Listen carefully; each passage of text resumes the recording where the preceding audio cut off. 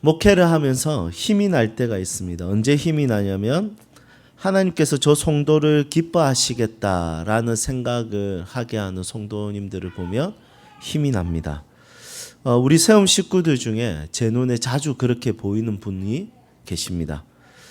약 6년의 시간 동안 이분이 하나님을 섬기는 모습에 저는 개인적으로 목회자로서 하나님의 사람을 세워가는 사역을 하는 사람으로서 굉장히 큰 위로와 힘을 얻었습니다. 한참 나이 어린 저에게도 말씀을 선포하는 자로 여기고 항상 도움을 주셨습니다. 하지만 그럴 때보다 저에게 더 큰 힘과 위로가 될 때는 이분이 말씀을 제가 전할 때 이 말씀에 좋은 모델링이 된다고 생각합니다. 하나님께서 이분의 헌신과 충성을 기뻐하신다, 이런 마음들이 들어서 그때마다 큰 힘과 위로를 얻습니다. 오늘 설교 내용에서 이분이 좋은 모델링이 될 것 같아서 먼저 소개하고 말씀을 나누려고 합니다. 황수광 집사님인데 없으시네요. 예, 굿 타이밍입니다. 예.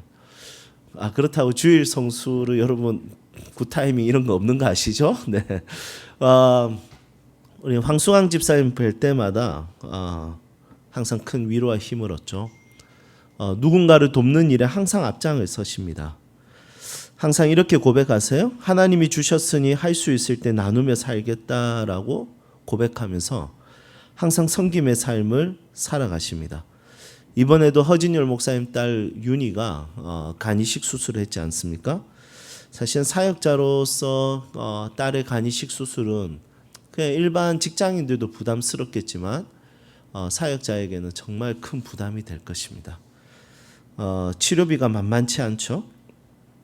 그런데 집사님이 저에게 전화가 와서 매달 20만 원씩 5개월 동안 이렇게 윤희를 위해서 후원을 하겠다고 이렇게 말씀하셨습니다. 100만 원, 여러분 어떤 사람들에게는 아무것도 아닌 돈처럼 여겨질 수도 있습니다. 풍요로운 사람들에게는. 하지만 웬만해서는 100만 원은 그렇게 작은 돈이 아니지 않습니까? 예, 뭐 우리 교회 정도 부요함 정도면 100만 원 괜찮을까요? 네. 사실 큰 돈인데 이 돈을 피 한 방울 섞이지 않은 이 아이를 위해서, 그리고 경조사 때 잘하면 못 찾아 먹을 그 아이를 위해서, 이 아이의 내일을 위해서 사용한다는 것은 사실은 보통 일이 아니죠. 저는 그 통화를 하고 많이 울었습니다. 하지만 많이 기뻤어요. 하나님이 얼마나 많이 기뻐하실까라는 생각에 너무 감사했고, 그 모습을 보면서 안식을 하면서 다시 세움교회에 돌아와야겠다 라는 생각을 하게 되었습니다. 그리고 하나님의 부르심에 대한 확신을 다시 한 번 더 재정립하고 다시 세움교회로 돌아올 수 있게 되었습니다. 제가 교육자 수련회에서도 교육자들에게 황 집사님에 대한 이야기를 자주 했습니다. 목회를 내려놓고 싶을 때마다 하나님은 황 집사님 통해서 위로하신다. 교회는 부자나 똑똑한 사람들이 이끌어가지 않는다. 하나님의 마음을 품고 헌신으로 반응하는 사람들이 이끌어가는 것이다. 목회할 때마다 절망스러울 때마다 그런 사람들을 보면서 힘을 내면 좋겠다. 이런 목회적 메시지를 황수광 집사님 통해서 자주 나누게 됩니다.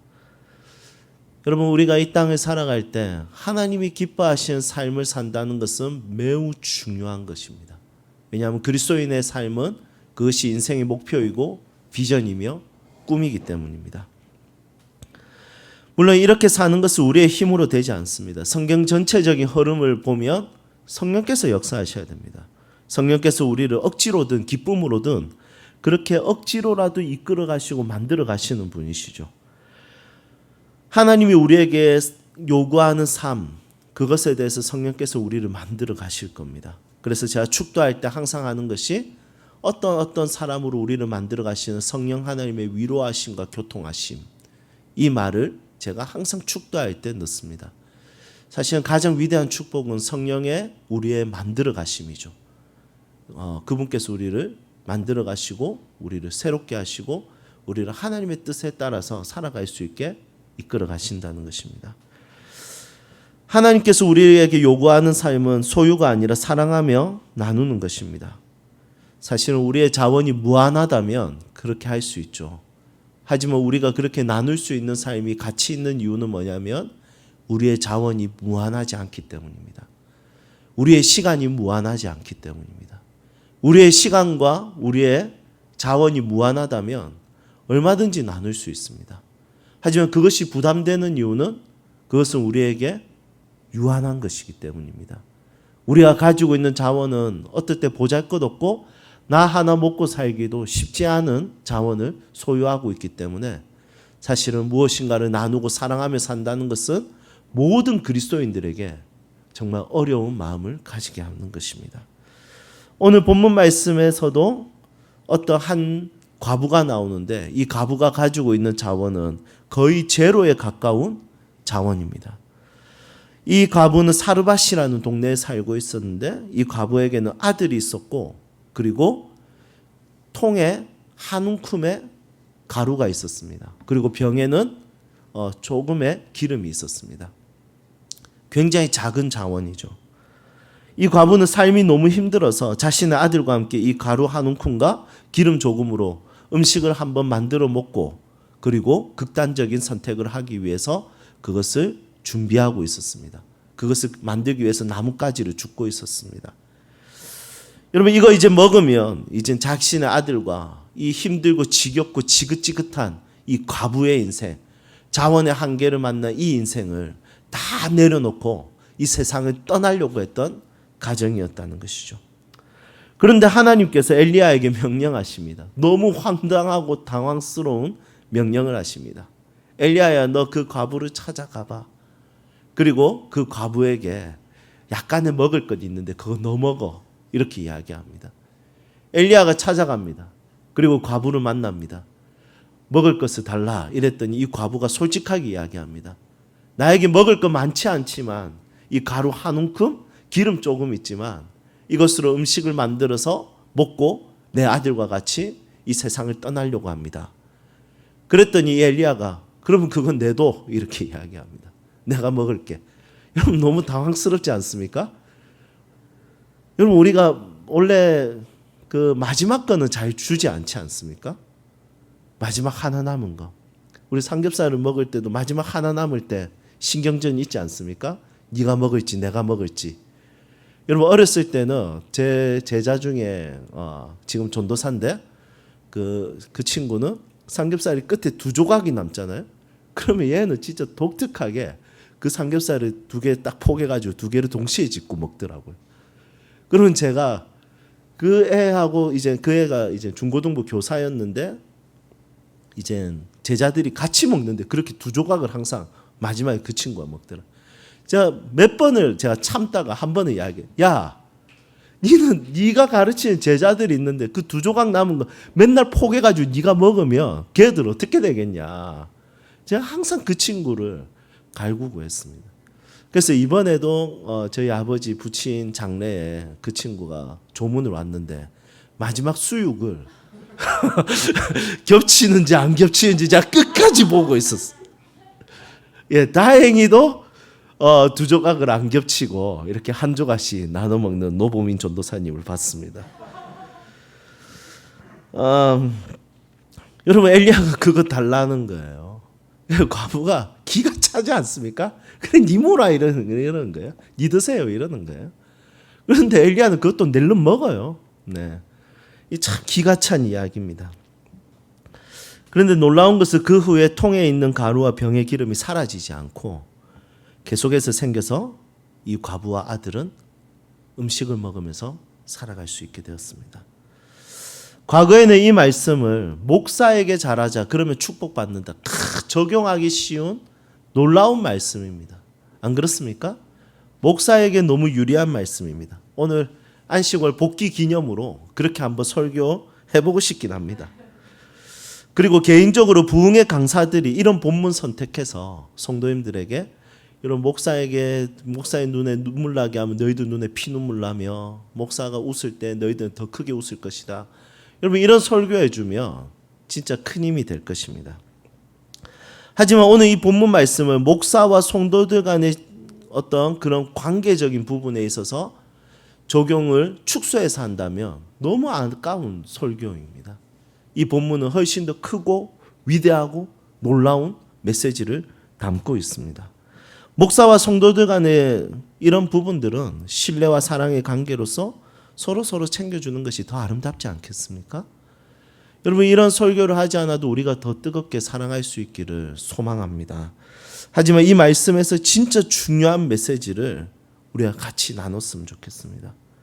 이 말씀에서 정말 중요한 것은 조금 남았을 때, 아무런 자원이 없을 때, 빈곤할 때, 그때 내가 먹고 죽는 삶이 아니라 먹이는 삶을 살면 산다는 것입니다. 여러분 이것이 하나님의 이 말씀 안에 담겨져 있는 초대입니다. 남은 것을 계산하니 한 끼 먹을 수 있는 양이었고 그 후에는 인생의 답이 없으니 죽는 선택을 하는 것이 이 과부의 최선으로 보입니다. 하지만 다른 사람을 이 과부가 먹이니 살게 되었습니다. 먹고 죽는 인생이 아니라 다른 사람을 먹이니 더 풍성히 사는 삶을 이 말씀에서 소개하며 초대합니다. 여러분 이 말씀의 초대에 여러분들의 영혼이 반응할 수 있기를 주님의 이름으로 축복합니다. 여러분 내가 잘 먹는 거 중요합니다.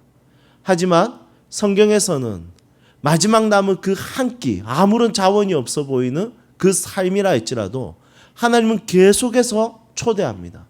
너가 그것밖에 없지만 너는 그래도 나눠줄 수 있어. 너는 그래도 사랑할 수 있어. 너는 그래도 섬길 수 있어. 절대로 이것을 포기하지 마. 끝까지 이 삶을 추구하고 살란 말이에요. 그러면 먹고 죽는 인생에서 먹이고 더 풍요롭게 사는 인생으로 인생이 변화되는 것입니다. 여러분 여러분들의 삶의 간증을 한번 보십시오. 내가 악착같이 잘 모아가지고 그것을 내가 자랑하고 뽐내고 하나님께서 나에게 모을 수 있는 능력을 주셨다. 여러분 이것을 간증하는 사람이 이 세상에 어디에 있겠습니까? 이 세상에서 하나님의 사람이 간증하는 내용들은 거의 대부분 정말 죽을 것 같았는데 그 가운데서도 하나님 섬기고 하나님 사랑하고 이웃에게 내가 먹을 것을 나눠주고 그래도 내가 나보다 더 가난하고 소외된 자를 돌봤을 때 하나님이 내 삶을 다시 일으키고 축복하셨다. 이것이 그리스도인들의 삶의 간증이라는 것입니다. 세상 사람들은 도전해봤다. 용기 내봤다. 그리고 잘됐다. 이것이 자기의 인생의 마이 스토리, 간증이 되는데 그리스도인의 간증은 그렇게 되지 않고 내가 한 끼밖에 없었지만 내가 먹지 않고 하나님 앞에 드렸다. 선교지에 보냈다. 가난한 자들을 섬겼다. 장애인들을 섬겼다. 그런데 내가 죽지 않고 하나님이 나를 붙들어 주셨고 지금은 더 풍요로워지고 하나님이 더 많은 자들을 섬길 수 있도록 은혜를 베풀어 주셨다. 이렇게 고백하는 그리스도인들을 많이 보았을 것입니다. 사랑하는 여러분, 우리 그리스도인의 삶이 다시 한 번 더 추구하며 살아야 될 것이 무엇입니까? 없다. 나에게 자원이 없다. 나 한 끼 먹을 것밖에 없다. 내가 먹을 것밖에 없다. 여러분 아니요. 마지막 순간까지 쌀 한 톨이 남을 때까지 그리스도인들은 그것을 나누는 사람들입니다. 제가 북한의 성찬식에 대해서 이야기했죠. 먹을 것이 떡이 없으니까 쌀을 집에서 있는 쌀을 몇 톨 나눠 가지고 와서 그것을 이로 깨서 그것을 나눠 먹으면서 성찬을 합니다. 여러분 그것이 그리스도인의 삶이라는 것이죠. 그리스도인의 삶은 나누는 삶입니다. 하나님이 우리에게 주신 구원의 은혜가 너무 크지 않습니까? 태초 전부터 우리를 향한 놀라운 사랑, 우리의 억만 죄에도 불구하고 독생자 아들을 보내셔서 죽게 하신 그 놀라운 사랑, 성령 하나님께서 우리의 인생에 우리 안에 거하셔서 우리를 위로하시고 치료하시고 자라게 하시며 인도하시는 은혜가 너무 큽니다. 그 크신 은혜에 감사로 반응하며 하나님 나라를 위해 헌신하며 사는 것이 우리에게는 정말 큰 영광이 됩니다. 만입이 내게 있으며 그 입 다 가지고 내 구주 주신 은총을 늘 찬송하겠네. 늘 울어도 그 큰 은혜 다 갚을 수 없네. 나 주님께 몸 바쳐서 주의 일 힘쓰리. 십자가 내가 처음 볼 때에 나의 맘에 큰 고통 사라져. 오늘 믿고서 내 눈 밝았네. 참 내 기쁨 영원하도다. 사실 오늘 안식월 복귀로 특송을 하려고 했는데 비대면이라서 그거 안 하고 설교 중간에 한번 특송해봤습니다. 늘으로도 그 큰 은혜 다 갚을 수 없네. 나 주님께 몸 바쳐 주의 일 힘쓰리. 우리가 하나님 앞에서 헌신하며 기꺼이 드리는 삶이 우리 그리스도인들에게는 행복입니다. 그리고 그 헌신은 우리를 죽이거나 망하게 하는 헌신이 아니라 우리를 살리고 우리의 삶을 더 풍성하게 하고 풍요롭게 하는 삶이라는 것을 우리는 알고 있습니다. 하나님의 이 영광스러운 초대에 여러분들의 삶이, 여러분들의 가정이, 여러분들의 각 개인이 반응할 수 있기를 주님의 이름으로 축복합니다. 그 증거가 16절에 나와 있지 않습니까? 16절 함께 읽도록 하겠습니다. 여호와께서 엘리야를 통하여 하신 말씀같이 통의 가루가 떨어지지 아니하고 병의 기름이 없어지지 아니하리라. 아멘. 하나님께서 오늘 이 시간에도 말씀하십니다. 하나님의 말씀이 이 사르밧 과부의 삶에 이루어진 것처럼 먹이면 살고, 그리고 먹이면 너희들의 삶이 더 풍요로워지며 먹이면 없어지지 않는다. 먹이는 삶, 나누는 삶, 사랑하는 삶을 살면 하나님이 우리를 먹이시고 입히시고 풍요로움을 허락하시고 이끌어 가신다. 이 말씀을 경험할 수 있기를 주님의 이름으로 축복합니다. 이제 말씀을 정리하겠습니다. 하나님의 말씀은 우리의 삶에 이루어집니다. 삶 속에서 이것을 경험하며 살고 싶어하는 자들이 바로 그리스도인들이죠. 하나님은 넌 많이 없으니 너 하나 잘 챙겨서 조금 풍요로워지면 사랑도 하고 그때 가서 섬겨도 늦지 않다고 말씀하지 않습니다. 너 가진 것 없으니 지금은 사랑하지 않아도 된다고 말씀하지 않습니다. 먹을 것이 한 끼밖에 없으니 나눔을 하지 않아도 괜찮다고 우리의 사정을 봐주지 않습니다. 너무 냉정해 보입니다. 먹을 것이 한 끼밖에 없어도 그리스도인은 그 상황에서도 나누는 삶을 실현하는 사람이며 누군가를 먹이고 입히면 하나님이 반드시 우리의 삶을 이끌어 가신다는 것을 믿는 자들이 그리스도인입니다. 자원의 한계, 시간적인 한계가 있는 이 땅에 우리 더 서로 뜨겁게 사랑하며 살기를 소망합니다. 함께 찬양합시다.